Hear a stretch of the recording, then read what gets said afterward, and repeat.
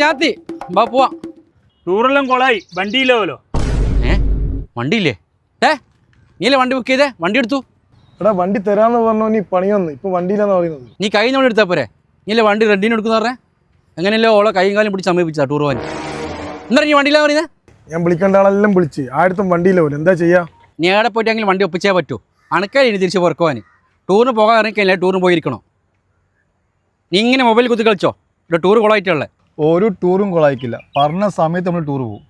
നിങ്ങളൊരു 10 minute wait ചെയ്യും, ഞാൻ വണ്ടിയായിട്ട് വരാം. ഷമലേ, ഇനിയൊന്നും വിചാരിച്ചാൽ വണ്ടി സെറ്റാക്കാൻ പറ്റൂല. ഇനിയൊന്നും മുണ്ടാണ്ടിരിക്കടാ. എടാ ആപ്പി, ഒരു 10 മിനിറ്റ് സമയം കൊണ്ടാ ഞാൻ പോയി വണ്ടി എടുത്തിട്ട് വരുന്നത്. സബൂറാക്ക്. അവിടെ ഒരു കാർ വരുന്നുണ്ടല്ലോ.